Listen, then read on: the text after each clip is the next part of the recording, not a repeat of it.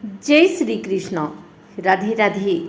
आइए सुनते हैं कामदा एकादशी व्रत कथा, पूजन विधि एवं आरती।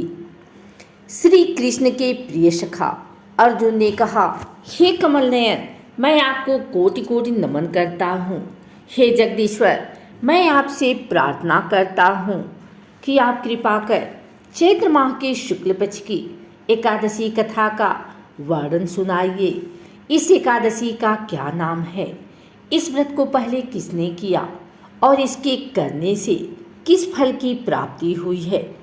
श्री कृष्ण ने कहा, हे अर्जुन, एक बार यही प्रश्न राजा दिलीप ने गुरु वशिष्ठ से किया था। वह वृतांत मैं तुम्हें सुनाता हूँ। राजा दिलीप ने गुरु वशिष्ठ से पूछा, हे गुरुदेव, चैत्र माह के शुक्ल पक्ष की एकादशी का क्या नाम है? उसमें किस देवता का पूजन होता है तथा उसका क्या विधान है? वह आप कृपा पूर्वक बताइए। मुनि वशिष्ठ ने कहा, हे राजन, चैत्र माह की शुक्ल पक्ष की एकादशी का नाम कामदा एकादशी है। यह समस्त पापों को नष्ट करने वाली है। जैसे अग्नि काष्ठ को जलाकर राख कर देती है, वैसे ही कामदा एकादशी के पुण्य के प्रभाव से समस्त पाप नष्ट हो जाते हैं और तेजस्वी पुत्र की प्राप्ति होती है। इसके उपवास से मनुष्य निकृष्ट योनि से मुक्त हो जाता है और अंततः उसे स्वर्ग की प्राप्ति होती है। अब मैं इस एकादशी का महात्म्य सुनाता हूँ, ध्यान पूर्वक श्रवण करो। प्राचीन समय में भागीपुर नामक एक नगर था, जिस पर पुंडरीक नाम का राजा राज्य करता था। राजा पुंडरीक अनेक ऐश्वर्यों से युक्त था। उसके राज्य में अनेक अप्सराएं, गंधर्व, किन्नर आदि वास करते थे। उसी नगर में ललित और ललिता नाम के गायन विद्या में पारंगत गंधर्व स्त्री पुरुष अति संपन्न घर में निवास करते हुए विहार किया करते थे। उन दोनों में इतना प्रेम था कि वे अलग हो जाने की कल्पना मात्र से ही व्यथित हो उठते थे। एक बार राजा पुंडरीक गंधर्वों सहित सभा में विराजमान थे। वहाँ गंधर्वों के साथ ललित भी गायन कर रहा था। उस समय उसकी प्रियतमा ललिता वहाँ उपस्थित नहीं थी। गायन करते करते अचानक उसे उसका ख्याल आ गया, जिसके कारण वह अशुद्ध गायन करने लगा। नागराज करकोटक ने राजा पुंडरीक से उसकी शिकायत की। इस पर राजा को भयंकर क्रोध आया और उन्होंने क्रोधवश ललित को श्राप दे दिया। अरे नीच, तू मेरे सम्मुख गायन करते हुए भी अपनी स्त्री का स्मरण कर रहा है। इससे तू नरभक्षी असुर बनकर अपने कर्म का फल भोग। ललित गंधर्व उसी समय राजा पुंडरीक के श्राप से एक भयंकर असुर में बदल गया। उसका मुख विकराल हो गया।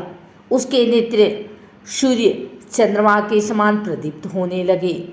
मुंह से आग की भयंकर ज्वालाएं निकलने लगी। उसकी नाक पर्वत की कंदरा के समान विशाल हो गई और गर्दन पहाड़ के समान दिखाई देने लगे। उसकी भुजाएं 2-2 योजन लंबी हो गई।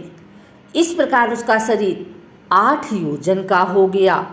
इस तरह राक्षस बन जाने पर वह अनेक दुख भोगने लगा। अपने प्रियतम ललित का ऐसा हाल होने पर ललिता अथाह दुख से व्यथित हो उठी। वह अपने पति के उद्धार के लिए विचार करने लगी कि मैं कहाँ जाऊँ और क्या करूं, किस जतन से अपने पति को इस नरक तुल्य कष्ट से मुक्त कराऊं। राक्षस बना ललित घोर वनों में रहते हुए अनेक प्रकार के पाप करने लगा। उसकी स्त्री ललिता भी उसके पीछे पीछे जाती और उसकी हालत देखकर विलाप करने लगती।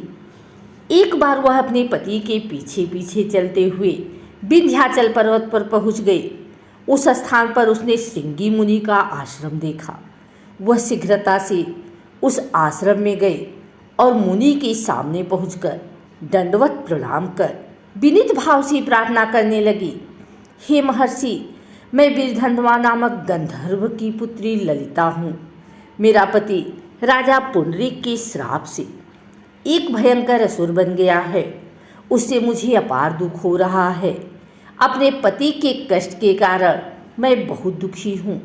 हे मुनि श्रेष्ठ, कृपा करके आप उसे राक्षस योनि से मुक्ति का कोई उत्तम उपाय बताएं। समस्त वृतांत सुनकर मुनि श्रृंगी ने कहा, हे पुत्री, चैत्र माह के शुक्ल पक्ष की एकादशी का नाम कामदा एकादशी है।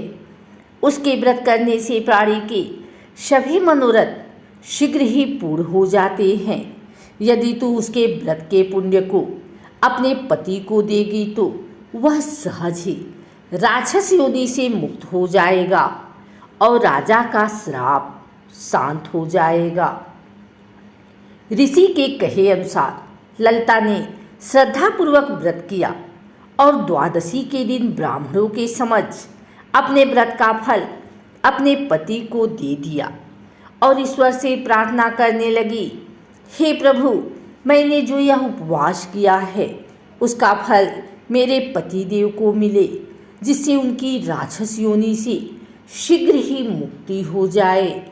एकादशी का फल देते ही उसका पति राक्षस योनि से मुक्त हो गया और अपने दिव्य स्वरूप को प्राप्त हुआ। वह अनेक सुंदर वस्त्रों तथा आभूषणों से अलंकृत होकर पहले की भांति ललिता के साथ विहार करने लगा।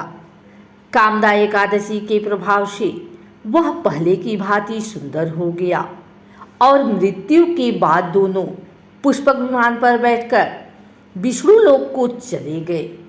हे अर्जुन, इस उपवास को विधान पूर्वक करने से सभी पाप नष्ट हो जाते हैं। इस व्रत के पुण्य से मनुष्य रक्त बहाव के पाप और राक्षस आदि योनि से मुक्त हो जाता है। संसार में इससे उत्तम दूसरा कोई व्रत नहीं है। इसकी कथा व महात्म्य के श्रवण व पठन से अनंत फलों की प्राप्ति होती है।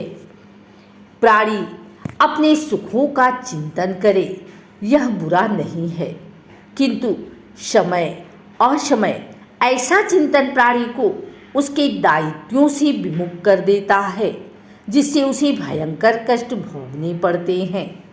गंधर्व ललित ने भी राक्षस होकर निंदित कर्म किए और कष्ट भोगे, परंतु भगवान श्री हरि की अनुकंपा का कोई अंत नहीं है। कामदा एकादशी पूजन विधि। एकादशी के दिन सूर्योदय से पहले उठकर सभी कामों से निवृत्त होकर स्नान कर लें। इसके बाद साफ सुथरे वस्त्र पहन लें और भगवान विष्णु का मनन करते हुए व्रत का संकल्प लें। इसके बाद एक तांबे के लोटे में जल, फूल, अक्षत और सिंदूर डालकर सूर्यदेव को अर्घ्य दें। फिर पूजा आरंभ करें। सबसे पहले एक लकड़ी की चौकी में पीला वस्त्र बिछाकर श्री हरि विष्णु की तस्वीर या मूर्ति स्थापित करें। इसके बाद जल से आचमन करने के बाद फूल, माला, पीला चंदन, अक्षत लगाने के बेसन के लड्डू, खीर या कोई अन्य मिठाई का भोग लगाने के साथ जल चढ़ाएं। अब घी का दीपक और धूप जलाकर एकादशी व्रत कथा के साथ विष्णु चालीसा, विष्णु मंत्र का जाप कर लें। फिर विष्णु आरती कर लें। अंत में भूल चूक के लिए माफ़ी मांग लें। फिर दिन भर व्रत रखने के बाद शुभ मुहूर्त पर व्रत का पारण कर लें। विष्णु जी के इन मंत्रों का करें जाप। ओम नमो भगवते वासुदेवाय, ओम विष्णुवे नमः, ओम हूं विष्णुवे नमः, ओम नमो नारायण श्रीमन नारायण नारायण हरि हरि, श्री कृष्ण गोविंद हरे मुरारे, हे नाथ नारायण वासुदेवाय, ओम नारायणाय विद्महे वासुदेवाय धीमहि तन्नो विष्णु प्रचोदयात्। विष्णु जी की आरती।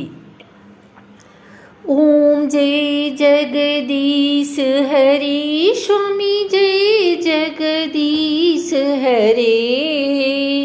भक्त जनों के संकट क्षण में दूर करे। ओम जय जगदीश हरे। जो ध्यावे फल पावे, दुख बिन से मन का। सुख संपत्ति घर आवे, कष्ट मिटे तन का। ओम जय जगदीश हरे। मात पिता तुम मेरे, शरण गहूँ मैं किसकी। किस विधु मिल दया मैं, तुम्हें को मैं कुमति। ओम जय जगदीश हरे।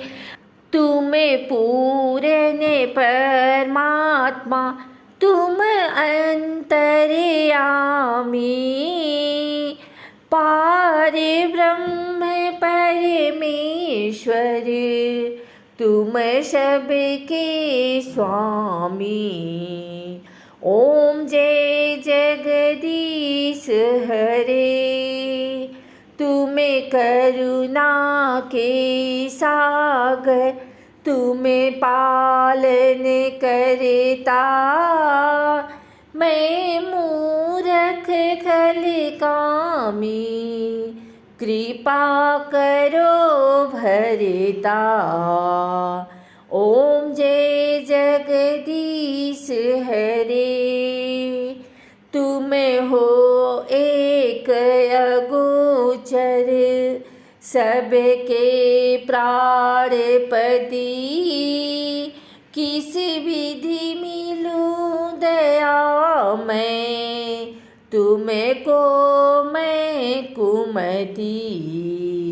ओम जय जगदीश हरे। दीन बंधु दुख हरता, तुम ठाकुर मेरे। करुणा हस्त उठाओ, द्वार पड़ा तेरे। ओम जय जगदीश हरे। विषय विकार मिटाओ, पाप हरो देवा। श्रद्धा भक्ति बढ़ाओ, संतन की सेवा। ओम जय जगदीश हरे।